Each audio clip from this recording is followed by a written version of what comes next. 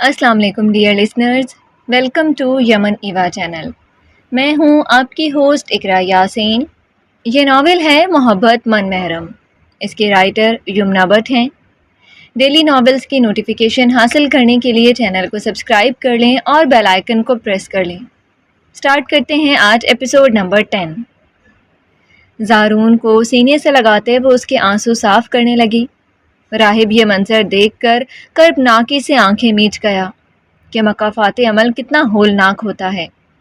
اس بدبخت نے جس جائیداد کے لیے اپنے بھائی کا خون بہایا تھا، آج وہی اولاد اسی جائیداد کے درمیان یتیموں جیسی بے بس کھڑی تھی۔ ابرش زرمش کو سینے سے لگائے کھڑی تھی۔ بھائی پلیز آپ ہی کو نہ لے کر جائیں۔ گولو مولو سا زارون راہب کی جانب جاتا اس کا ہاتھ تھامے منت بھرے انداز میں بولا تو اس کے ملتجی انداز پر راہب نے اس کے سر پر ہاتھ رکھا تھا۔ آج سے آپ لوگ میری ذمہ داری ہیں۔ میں آپ کا بھائی ہوں۔ فائق نے جو بھی کیا ہم ان کے ساتھ ویسا نہیں کریں گے۔ ہم انہیں تنہا نہیں چھوڑیں گے۔ ابرش نے سارا بیگم کی جانب بڑھتے ان کو سہارا دے کر اٹھایا۔ مجھے معاف کر دو ابرش۔ وہ جھکتے اس کے پاؤں تھامنے لگی۔ ابرش اچھلتی پیچھے ہوئی تھی۔ چچی آپ کیا کر رہی ہیں؟ اس سب میں آپ کا کوئی قصور نہیں۔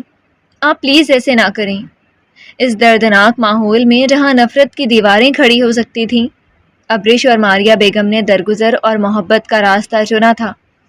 سارا بیگم نے اس سب میں پہلی بار نظریں اٹھا کر ابرش کو دیکھا تھا اور اس کے ہاتھ چوم لیے جیسے وہ خاموشی سے معافی مانگ رہی ہو۔ میں کبھی آپ لوگوں کا یہ احسان نہیں اتار سکتی۔ وہ گھر جو کبھی تکبر کا مرکز تھا، آج وہاں ندامت اور معافی کے آنسو بہہ رہے تھے۔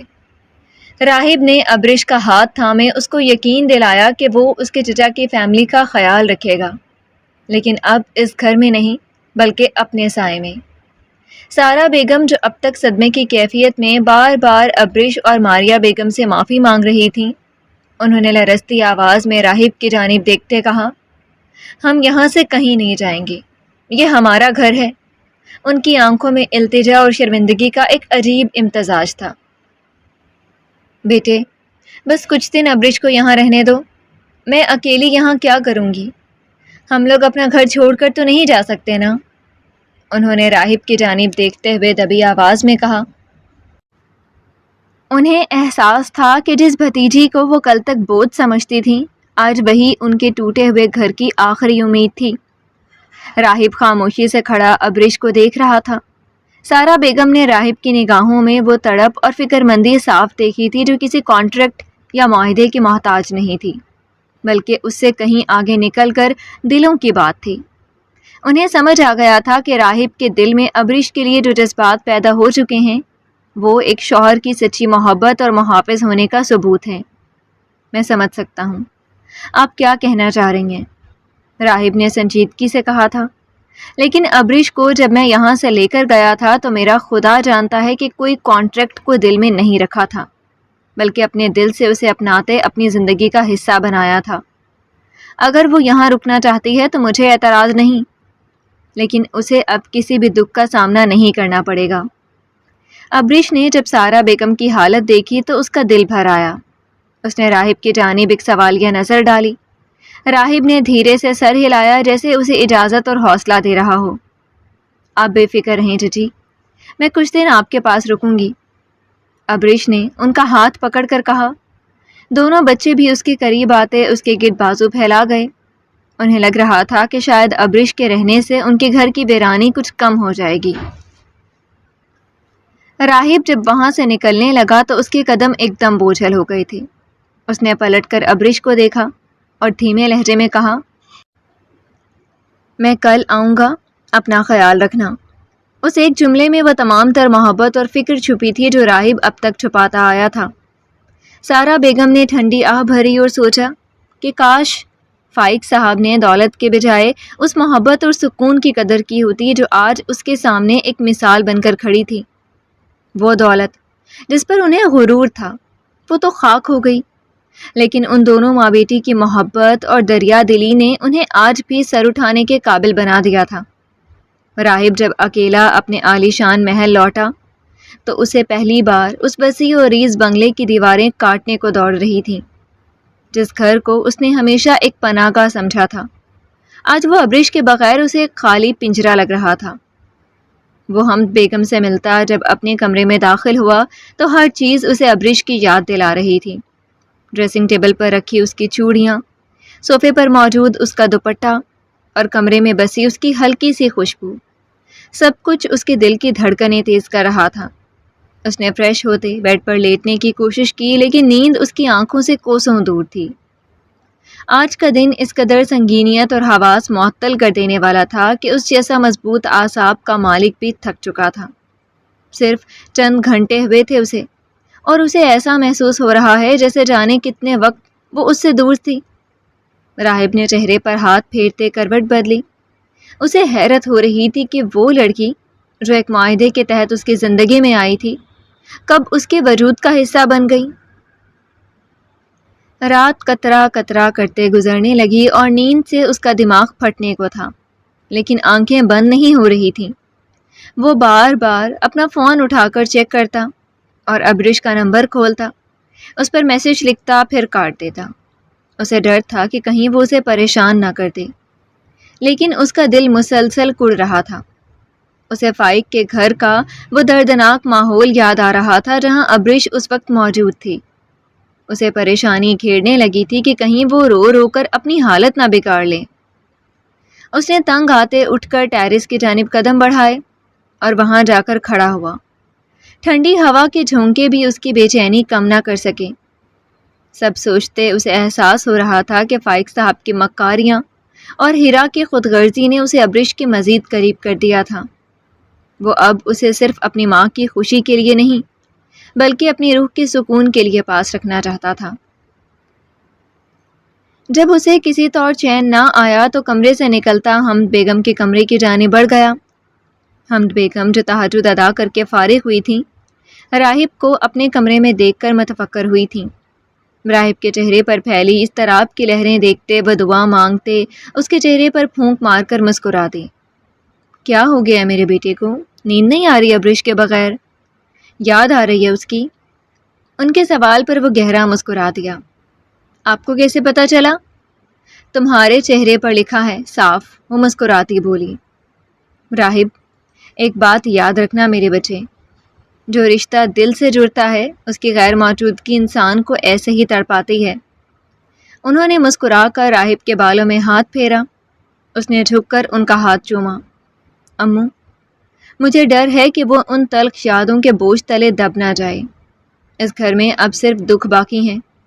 میں اسے اپنی طرح بنتے نہیں دیکھ سکتا۔ اس کی آواز میں آزردگی تھی۔ وہ بہادر لڑکی ہے راہب، اور سب سے بڑی بات یہ ہے کہ اسے اب تمہارا اعتبار اور محبت حاصل ہے۔ وہ جلد لوٹ آئے گی۔ حمد بیگم نے اسے حوصلہ دیا۔ راہب نے وہیں ان کی گود میں سر رکھے فیصلہ کر لیا کہ کل سورج نکلتے ہی وہ سب سے پہلے ابریش کو لینے جائے گا۔ وہ اب اسے ایک پل کے لیے بھی خود سے دور نہیں کرنا چاہتا تھا۔ اسے اب ہیرا شاہ پر شدید اشتعال آ رہا تھا کہ اس نے کبھی سچی محبت کی ہی نہیں تھی اس سے، جبکہ ابریش نے اپنی خاموشی اور نرمی سے اس کا دل جیت لیا تھا۔ اگلی صبح سورج کی پہلی کرن کے ساتھ ہی راہب کی بے چینی اسے کھینچ کر فائق صاحب کے گھر لے آئی۔ رات بھر جاگنے کی وجہ سے اس کی آنکھوں میں سرخی تھی، لیکن دل میں صرف ایک ہی تڑپ تھی کہ وہ جلد از جلد بس ابریش کو واپس اپنے ساتھ لے جانا چاہتا تھا۔ جب وہ وہاں پہنچا تو فضا اب بھی سوگواریت تھی۔ ابریش ڈائننگ میں بیٹھی بچوں کو ناشتہ کروا رہی تھی۔ اس کے چہرے پر تھکن اور آنکھوں میں سوجن صاف بتا رہی تھی کہ وہ بھی رات بھر نہیں سوئی تھی۔ راہب کو دیکھتے ہی اس کے ہاتھ رک گئے تھے اور ایک لمحے کے لیے دونوں کی نظریں ملیں۔ دونوں کی نگاہوں میں وقت کی تھکن اور تفکر کی سرخی تھی۔ راہب نے خاموشی سے قدم بڑھائے اور اس کے پاس جاتے کھڑا ہوا۔ آنٹی کیسی ہیں؟ اٹھی نہیں ابھی؟ وہ ان تینوں کو دیکھتا زارون کے سر پر ہاتھ رکھتے مستفسر ہوا تھا۔ ماما کو رات دیر سے نیند کی دوا دے کر سلایا تھا، اور چچی کا بھی یہی حال تھا۔ رو رو کر آنکھیں خشک ہو چکی ہیں ان کی، لیکن غم کم نہیں ہو رہا۔ بہت مشکل سے ان کو ناشتہ کروا رہی ہوں، کل سے کسی نے کچھ نہیں کھایا۔ وہ دکھ سے بولی تو راہب اس بات میں سر ہلا گیا۔ میں سمجھ سکتا ہوں، ان کا زخم بہت گہرا ہے۔ ابریش بھی غمزدہ سے نگاہیں جھکا گئی۔ زرمیش ریسٹ کرنے کا کہتی اپنے کمرے کی جانب جا چکی تھی. پیچھے راہب خاموش بیٹھا تھا. ابریش کچھ دیر کے لیے باہر چلتے ہیں, بات بھی کر لیں گے اور تم فریش بھی ہو جاؤ گی. ابریش خاموشی سے سر اسبات میں ہلا گئی. وہ جب اس کا اتنا احساس کر رہا تھا تو وہ کیسے اور کیوں انکار کرتی؟ راہب محسوس کر چکا تھا کہ پچھلے چند دنوں کے ہولناک واقعات, پہلے ہیرا کی وجہ سے اور پھر فائق صاحب کا اعتراف جرم اور گھر کی بوجھل فضا نے ابریش کو اندر سے توڑ دیا تھا. اسے اس وقت کسی گھر یا دیواروں کی نہیں بلکہ کھلی ہوا اور پرسکون ماحول کی ضرورت تھی. وہ بڑی سی شال لیتی اس کے پیچھے نکلی تھی. دونوں گاڑی میں بیٹھے تھے اور کچھ ہی دیر میں گاڑی چلنے لگی تھی, لیکن گاڑی مین روڈ پر ڈالنے کی بجائے وہ اسے شہر سے دور ایک پرسکون جگہ پر لے گیا. کچھ دیر بعد گاڑی ایک دریا کے کنارے رکی تھی. وہاں بے انتہا خاموشی تھی. صرف پرندوں کی چہچہاہٹ اور پانی کی لہروں کی آواز سنائی دے رہی تھی. ہم یہاں کیوں آئے ہیں؟ ابریش نے حیرت سے اس کی جانب دیکھتے پوچھا. اس کی آواز ابھی بھی غم سے بوجھل تھی, آنکھیں سرخ اور سوجن زدہ. راہب نے گاڑی روکتے اس کی جانب دیکھا. اس لیے کہ میں تمہیں ان تلخ یادوں سے کچھ دیر کے لیے دور لے جانا چاہتا تھا. ابریش, میں جانتا ہوں کہ تم اس وقت بہت تکلیف میں ہو, لیکن اب میں چاہتا ہوں کہ تم اس سب سے نکل آؤ. یہ بہت تکلیف دہ بات ہے, لیکن جتنا جلدی ہو جاؤ اس سب سے نکل آؤ. دیکھا ہے تم نے ان معصوم بچوں کو کیسے خاموش بیٹھے تھے؟ ابریش بس خاموشی سے اسے سن رہی تھی. وہ دونوں گاڑی سے اتر کر دریا کے کنارے چہل قدمی کرنے لگے. ٹھنڈی ہوا نے ابریش کے بکھرے ہوئے بالوں کو چھوا تو اسے مہینوں بعد ایک عجیب سا سکون محسوس ہوا. راہب خاموشی سے اس کے ساتھ چل رہا تھا. وہ جانتا تھا کہ کبھی کبھی لفظوں سے زیادہ خاموشی مرہم کا کام کرتی ہے. راہب صاحب, آپ نے میرے لیے اتنا کچھ کیوں کیا؟ ابریش نے رک کر اس کی جانب دیکھتے پوچھا تھا. ہمارا رشتہ تو صرف ایک معاہدہ تھا, آپ کو اتنی تکلیف اٹھانے کی ضرورت نہیں تھی. راہب اس کی آواز میں چھپا درد محسوس کرتے تڑپ اٹھا. وہ اس کے سامنے کھڑا ہوتا اس کی آنکھوں میں دیکھتے بولا. شروع میں شاید یہ رشتہ ایک ضرورت تھی, لیکن تمہاری سادگی اور میری ماں کے لیے تمہاری محبت اور فکر نے میرے دل کے بند دروازے کھول دیے. میں نے ہیرا شاہ سے محبت کا دعویٰ کیا تھا, لیکن تمہارے ساتھ رہ کر مجھے پتہ چلا کہ محبت دعویٰ نہیں بلکہ احساس اور تحفظ کا نام ہے. ابریش نے پہلی بار راہب کی نگاہوں میں اپنے لیے وہ عقیدت دیکھی جس کی اسے کبھی چاہ رہی تھی. راہب نے اس کا ہاتھ تھاما اور آنکھوں میں دیکھتا گویا ہوا. میں تمہیں وہ تمام خوشیاں دینا چاہتا ہوں جو تمہارے چچا نے تم سے چھین لیں. میں تمہارے بابا کی کمی تو پوری نہیں کر سکتا, لیکن تمہارا بہترین دوست اور ہمسفر بننے کی کوشش ضرور کروں گا. ابریش کی آنکھوں میں بیک وقت خوشی اور اطمینان کے آنسو چمک اٹھے. اس نے دریا کے شفاف پانی کو دیکھا اور اسے لگا جیسے اس کی زندگی کا ایک نیا اور خوبصورت باب شروع ہو رہا ہو. راہب اس کی خاموشی محسوس کرتا. اس کے ہاتھ پر گرفت مضبوط کر چکا تھا. اس نے اسے یقین دلانا تھا کہ وہ اس کے ہر قدم پر اس کے ساتھ کھڑا ہے. دریا کے قریب چھوٹے سے بینچ پر دونوں بیٹھ چکے تھے. دریا کا پانی اتنا شفاف تھا کہ اس میں موجود رنگ برنگے پتھر صاف نظر آ رہے تھے, جیسے قدرت نے پانی کے نیچے کوئی نقش و نگار بنا رکھے ہوں. دریا کی لہریں جب کناروں پر موجود پتھروں سے ٹکراتی تو ایک دھیمی اور مدھر موسیقی پیدا ہوتی جو روح کو تازگی اور سکون کا احساس دلا رہی تھی. فضا میں مٹی کی سوندھی خوشبو اور پانی کی ٹھنڈک رچی بسی تھی جو ہر آنے والے قدم کو اپنی گرفت میں لے لیتی. کنارے پر کھڑے پرانے برگد کے درخت اپنی جھکی ہوئی شاخوں سے دریا کو چھونے کی کوشش کر رہے تھے, اور اس سب کے بیچ وہ دونوں ایک بینچ پر بیٹھے تھے. صبح کے 8 بج رہے تھے اور وہ 6 بجے کا اٹھا 7 بجے وہاں موجود تھا. ابریش کی اپنی آنکھیں بھی نیند سے بوجھل تھیں, لیکن بچوں کی بھوک کا سوچتے وہ اٹھ گئی تھی. دونوں کے درمیان ایک عجیب سی خاموشی چھائی ہوئی تھی جو راہب کی آواز سے ٹوٹی تھی. جب میں کبھی پریشان ہوتا ہوں تو یہاں آ کر بیٹھتا ہوں. مجھے یہ جگہ بہت پسند ہے, پرسکون سی. ابریش نے اس بات میں سر ہلایا. یہ سچ میں بہت اچھی جگہ ہے, یہاں بہت سکون ہے. دونوں ہوا کی تازگی محسوس کر رہے تھے, ایسا سکون اور خاموشی کہ انسان دنیا کے تمام غم بھول کر صرف اس بہاؤ کا حصہ بننا چاہتا تھا. دریا صرف پانی نہیں تھا بلکہ دیکھنے والے کی آنکھوں میں سکون کا نور بھر دیتی تھی. دونوں کافی دیر وہاں بیٹھے رہے۔ ابریش نے خاموشی سے اس کے شانے پر اپنا سر رکھا تھا اور وہ اس کے اس قدم پر سانسیں روک چکا تھا۔ راہب نے اسے کچھ نہ کہا تھا۔ وہ خاموش ساکن ان لمحوں کی خوبصورتی میں کھویا رہا۔ وہ اس کے شانے پر سر رکھے جانے کتنی دیر خاموش آنسو بہاتی رہی۔ کچھ دیر کی خاموشی کے بعد جب اس کا ضبط ٹوٹا تو اس کی آنکھوں سے آنسوؤں کا سیلاب رواں ہونے لگا۔ راہب، میرا سودا میرے اپنے چچا نے کیا۔ اس نے بمشکل یہ الفاظ ادا کیے تھے جیسے اس کا گلا رند گیا ہو۔ میں کوئی بے جان شے تھی۔ ان لمحوں میں وہ یہ تک بھول گئی تھی کہ وہ جس شخص کے شانے پر سر رکھے اسے اپنے دل کا بوجھ ہلکا کر رہی ہے، وہی اس کا خریدار تھا۔ میرے اپنے چچا جنہیں میں نے اپنے بابا کی جگہ سمجھا، انہوں نے مجھے چند پیسوں کی عوض آپ کے حوالے کر دیا۔ کیا میرا رشتہ، میرا وجود صرف ایک قیمت کا محتاج تھا؟ آنسو آنکھوں سے رواں تھے۔ وہ شدت غم سے کانپ رہی تھی۔ میرا دل یہ سوچ کر پھٹ رہا ہے کہ جس شخص کو میں اپنا محافظ سمجھتی رہی، جس گھر میں رہتی تھی، وہاں میرے لیے اتنی سی بھی جگہ نہ تھی کہ میرا وجود برداشت کر لیتے۔ میرے چچا میرے لیے کیسے سب کی نظروں سے بچ کر جال بچھا گئے تھے۔ اگر کوئی آپ کوئی برے انسان ہوتے تو میرا کیا ہوتا؟ میں کہاں جاتی؟ اور اگر آپ کی جگہ کوئی اور انسان ہوتا تو میرا کیا ہوتا؟ ابھی تک پرے ہونا تھا میرے جسم نے کسی۔ اس سے آگے وہ کچھ بول نہ پائی۔ آنسو کا پھندا گلے میں اٹک گیا جو حلق میں چبھن کے ساتھ ساتھ دل کو بھی کاٹ رہا تھا۔ انہوں نے تو مجھے اندھیرے میں دھکیل دیا تھا۔ اگر آپ کی جگہ کوئی دوسرا ہوتا تو وہ کیا مجھے اس عزت اور احترام کے ساتھ اپنے محل جیسے بنگلے میں رکھتا؟ سوجی آنکھوں سے آنسو پھسل رہے تھے۔ اس کے لفظوں کی سختی اور مطلب وہ سمجھ رہا تھا، اس لیے اس نے اس کے گرد سخت حصار کھینچا۔ اس نے تڑپ کر ابریش کے دونوں ہاتھ اپنے ہاتھوں میں لیے۔ ابریش، میری طرف دیکھو۔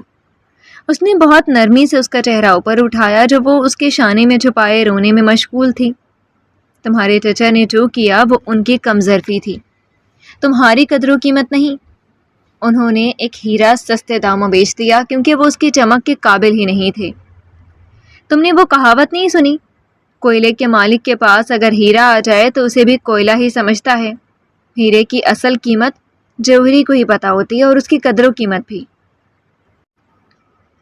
جو شخص پیسے اور لالچ کے ہوس میں اپنے سگے بھائی کو کھا گیا تو پھر تم کیوں روتی ہو اسے یاد کر کے؟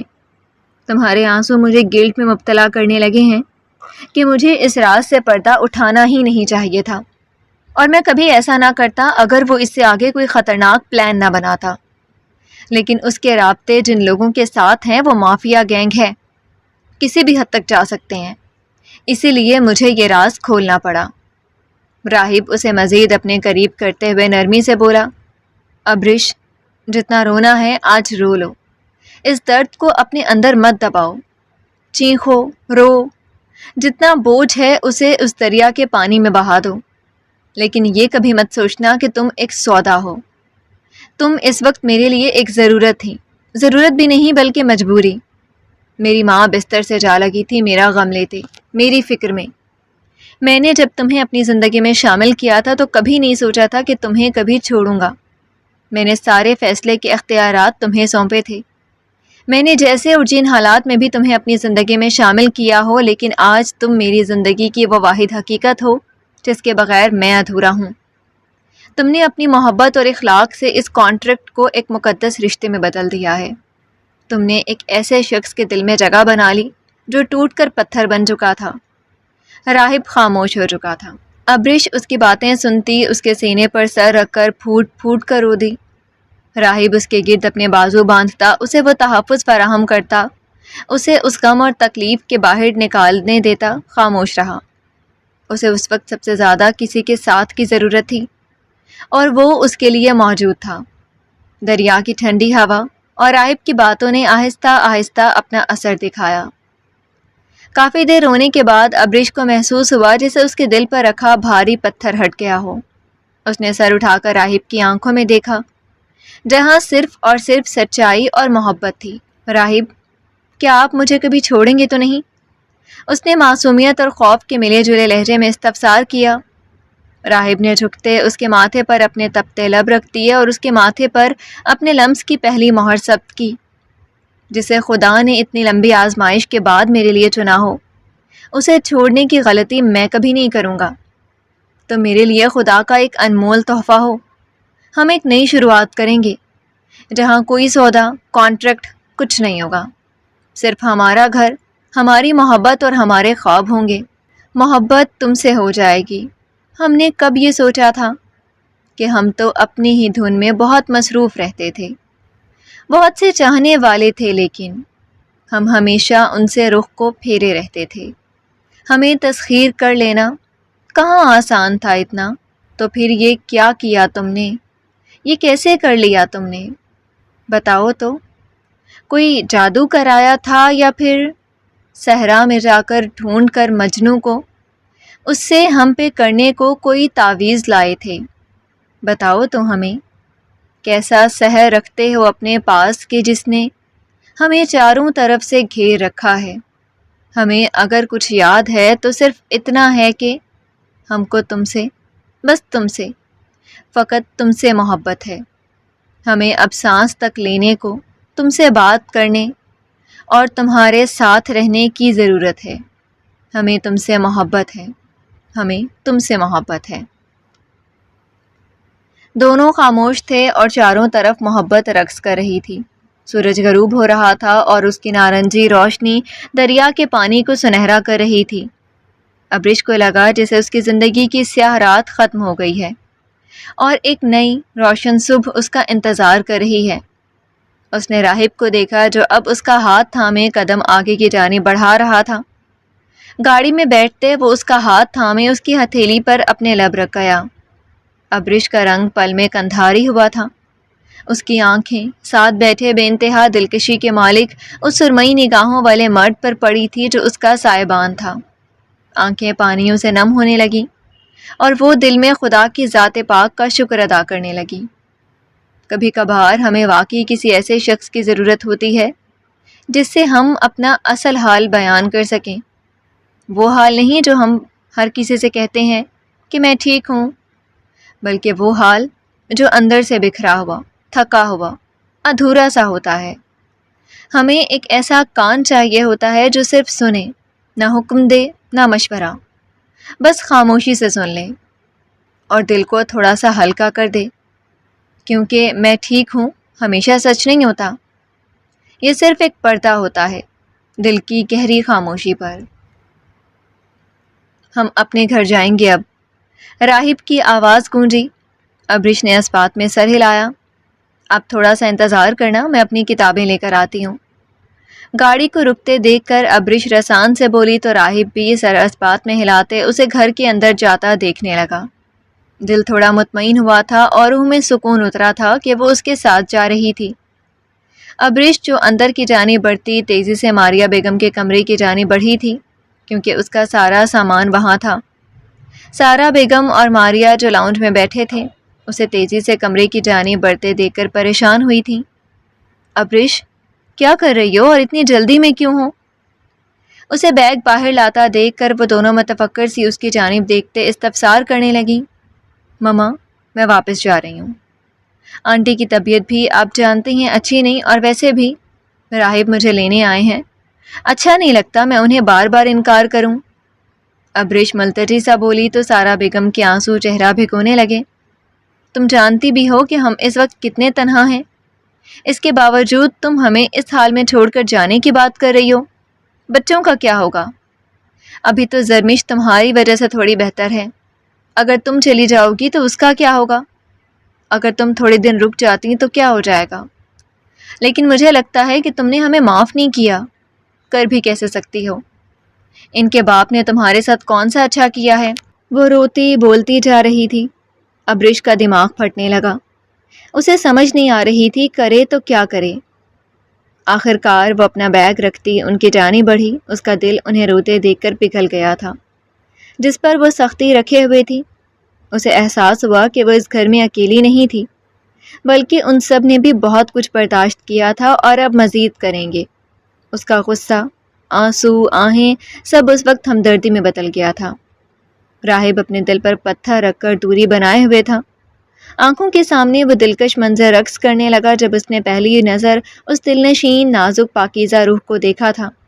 پہلی نگاہ میں اس کو وہ خاص لگی تھی، نظر تھم سی گئی تھی اس پر، لیکن دل تو کسی کے دھوکے کا سوچتے ابھی بھی لہو لہان تھا۔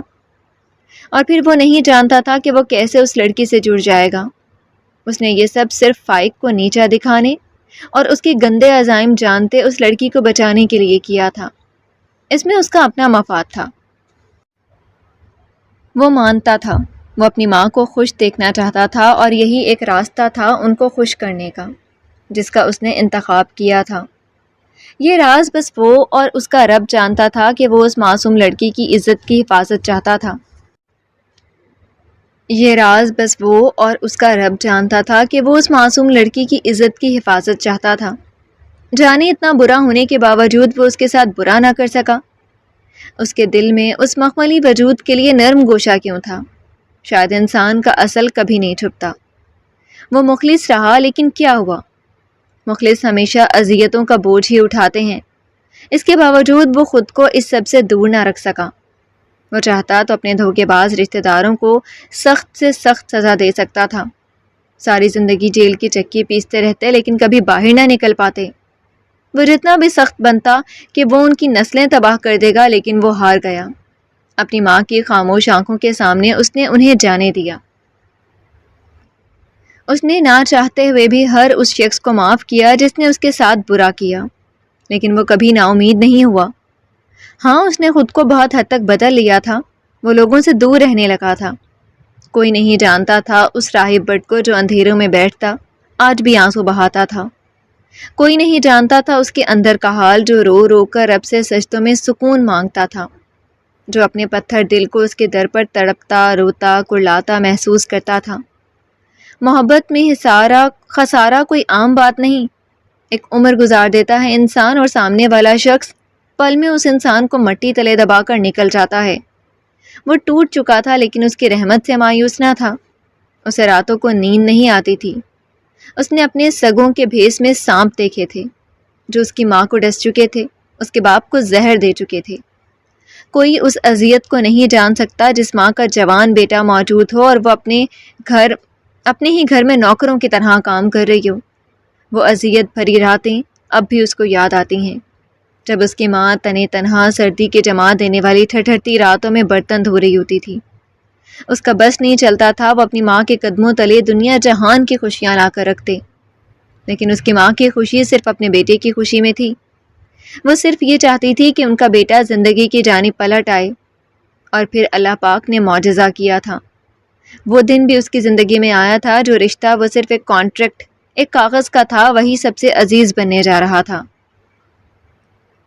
پھر اللہ کی رحمت ایسے معجزے دکھاتی ہے کہ حالات بدل جاتے ہیں، صرف اس دعا کی خاطر جسے تم بار بار مانگتے رہے تھے۔ پھر وہ تمہارے دل کو ایسا سکون عطا کرتا ہے جو اس کی شان کے مطابق ہوتا ہے، یہاں تک کہ تم ہر اس غم کو بھول جاتے ہو جو کبھی تمہارے دل پر گزرا تھا، ہر اس فکر کو جو تمہارے کندھوں پر بوجھ بنی رہی، اور ہر اس آنسو کو جو خاموشی سے تمہاری آنکھوں سے بہا تھا۔ اور پھر دل بے اختیار کہہ اٹھتا ہے، اور عنقریب تمہارا رب تمہیں اتنا عطا کرے گا کہ تم راضی ہو جاؤ گے۔ ربی حبلی من الصالحین، آمین یا رب العالمین۔ اور وہ لڑکی اس کی زندگی میں آئی تھی، اس کی صبح کا ستارہ بن کر۔ وہ جب اسے اپنے گھر میں، اپنے کمرے میں دیکھتا، اسے یقین ہونے لگتا کہ یہی اس کی ماں کو زندگی کی جانب لائے گی۔ وہ جتنی خوبصورت تھی، اسے کہیں زیادہ اس کی روح پاکیزہ تھی۔